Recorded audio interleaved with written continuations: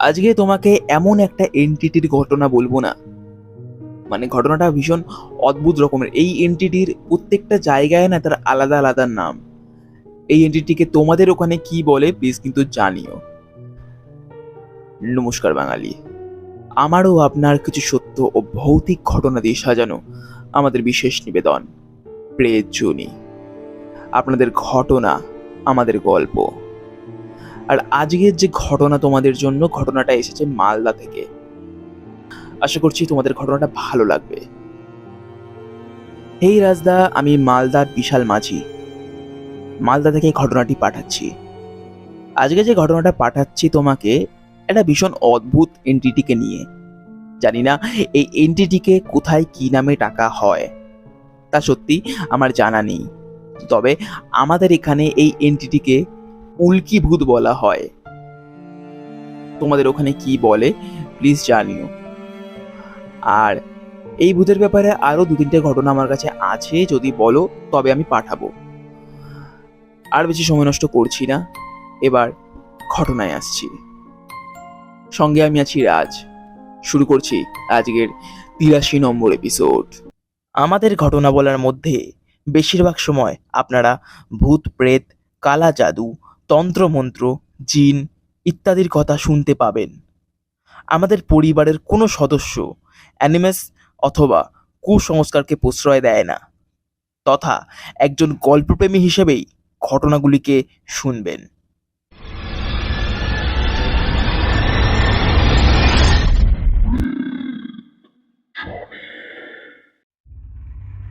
তখন আমার বাবার বয়স প্রায় ১৭ ছুঁই ছুঁই। বাবা ছোট থেকে আমার দাদুর সাথে থেকে ঘরামির কাজটা বেশ ভালোই শিখে নিয়েছিল। খুবই অল্প বয়সে আমার বাবার হাতের কাজ পাকাপোক্ত হয়ে ওঠে। তাই আশেপাশের গ্রাম থেকে যদি কোনো ঘর বাঁধানোর ছোটখাটো কাজ আসতো, তখন দাদু আমার বাবাকেই সেই জায়গায় কাজ করতে একাই পাঠিয়ে দিত। সেইবারেও এমনই কিছু হলো। আমাদের গ্রাম ছাড়িয়ে আরো একটি গ্রামের পরে একজনের বাড়ি থেকে খবর আসে যে বেড়া বেঁধে তাদের সমস্ত জমিটা ঘিরে দিতে হবে।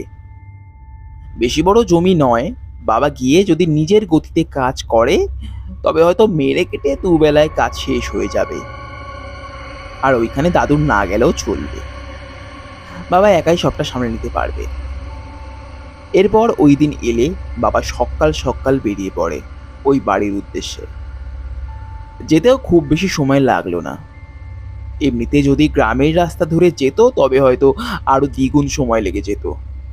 তাই বাবা গ্রামের আলপথ ধরে হেঁটে প্রায় ১ ঘন্টার মধ্যেই পৌঁছয় সেই জায়গায়।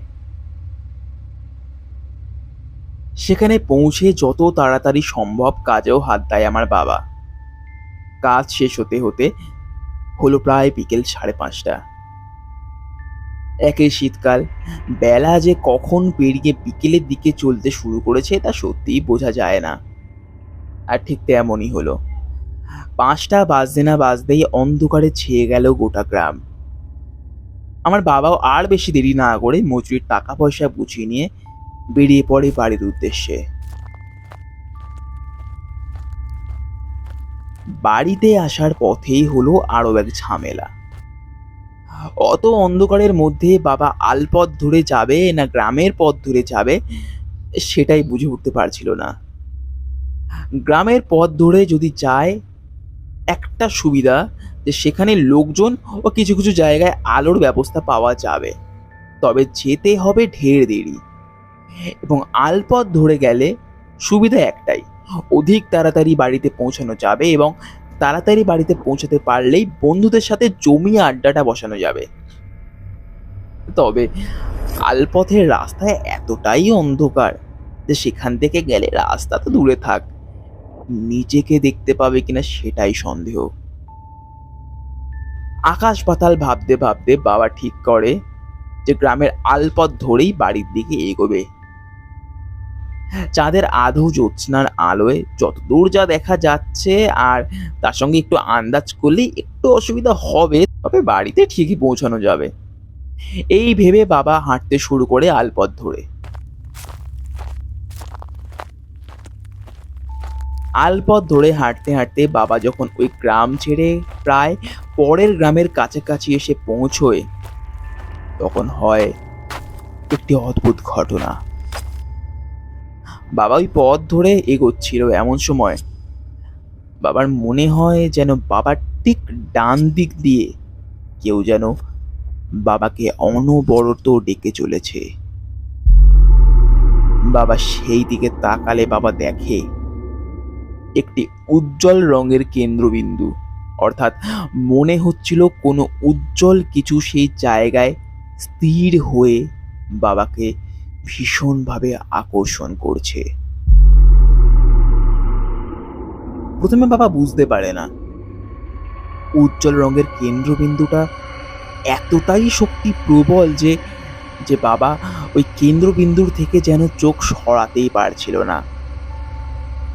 আর বাবা এটাও বুঝতে পারে না যে কখন বাবা সেই কেন্দ্রবিন্দুর দিকে হাঁটতে শুরু করেছে। বাবার যেন নিজের প্রতি কোনো নিয়ন্ত্রণই নেই। একটি পুতুলের মতন যেন সেই কেন্দ্রবিন্দুর দিকে বাবা এগোতে থাকে। সেই কেন্দ্রবিন্দু যেন বাবাকে অনবরত ডেকেই চলেছে। তবে বাবা যত এগোচ্ছে ততই সেই কেন্দ্রবিন্দু যেন দূরে চলে যাচ্ছে। তাকে যেন ছোঁয়ার চেষ্টা করলেও সে যেন আরো মাইল খানেক পেছনে চলে যাচ্ছে। এমনভাবে বাবার খেয়ালই নেই যে কতটা পথ বাবা একইভাবে হেঁটেছে। তবে একসময় পায়ের মধ্যে একটি প্রচণ্ড আঘাতে বাবা হুমড়ি খেয়ে পড়ে সামনের জমির ওপরে।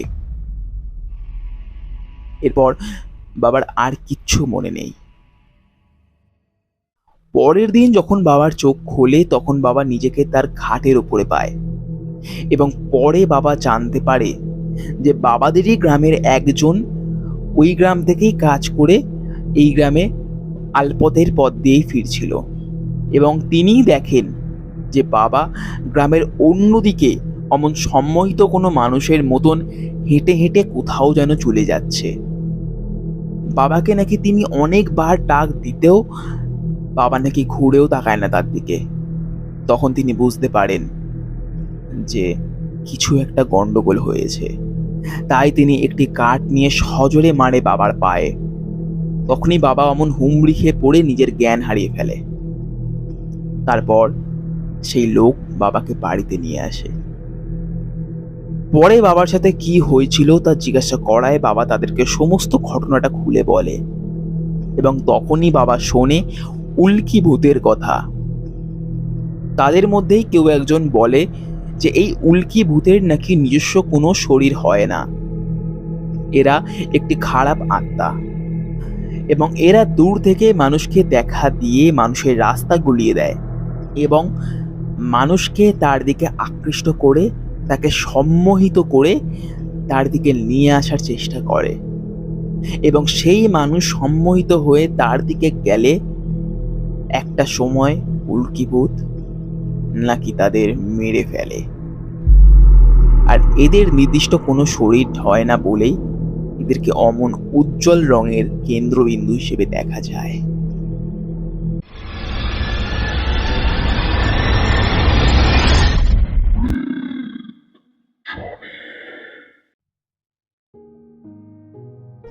ঘটনাটা না আমি অনেকটা রিলেট করতে পারলাম, কারণ এরকম একটি ঘটনা আমিও শুনেছি। আর কি বলতে গেলে মানে আমাদের পরিবারের বা আমার রিলেটিভসের মধ্যে কারণ নয়, এই লোকমুখে যাকে আর কি বলে, আমার ঠাকুমার মানে কাছে আর কি শুনেছি। ঠাকুমার যে ভাই দাদা ছিল, দাদা আর কি রেলওয়েতে চাকরি করতো আর কি, তার কাছেই আর কি এই ঘটনাটা শোনা, মানে আমার বড় দাদু তার কাছে এই ঘটনাটা শোনা। তা সে আমাকে একবার বলেছিল এরকম একটি ঘটনা। তা ছোট্ট একটি ঘটনা আমি শুনিয়ে দিচ্ছি। আমার দাদুর তখন বয়স প্রায় মানে ওই 24 ছুঁই ছুঁই।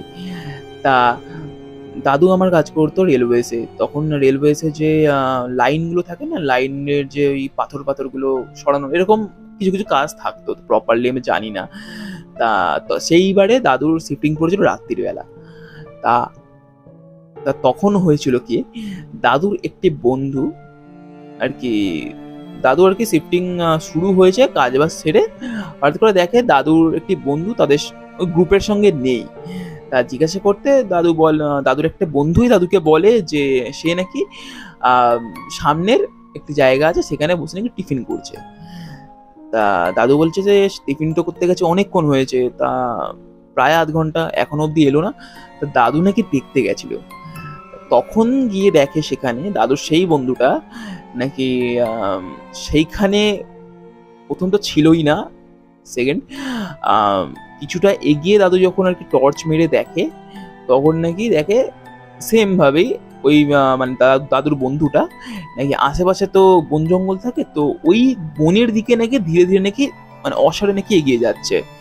তা দাদু অনেকবার নাকি ডাকও দেয় তাকে, সে নাকি কোনো রকম কোনো রেসপন্সই করে না। তো তখন নাকি দাদু ছুটে গিয়ে তার নাকি কলারটা ধরে তাকে মাটিতে ফেলে। তখন নাকি দাদুর সেই বন্ধুটার আর কি মানে জ্ঞান ফেরে, হঠাৎ করে চমকে ওঠে, চমকে গিয়ে নাকি বলে যে আমি কোথায়, আমি তো টিফিন খাচ্ছিলাম, কি হলো।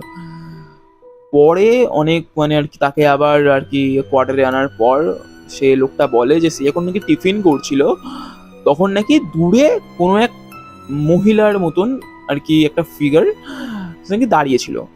প্রথমে নাকি মহিলাটা তার কাছে কিছু খাবার চায়, তার দাদু নাকি ওই দাদুর বন্ধুরা নাকি তাকে দেয় না, রীতিমতো বলে যে না হবে না। সেই মহিলাটা নাকি তাকে ডাকে। এবারে সেই ডাকার সঙ্গে সঙ্গে সেই মানে দাদুর বন্ধুটা নাকি সম্মোহিতর মতন আর কি তার নাকি পেছন পেছন নাকি যেতে শুরু করে। মানে দাদুর বন্ধুটার ওপর নাকি তার কোনো মানে এই কন্ট্রোলই ছিল না, নাকি পুরো নিয়ন্ত্রণ হারিয়ে নাকি তার পেছন পেছন যেতে শুরু করে।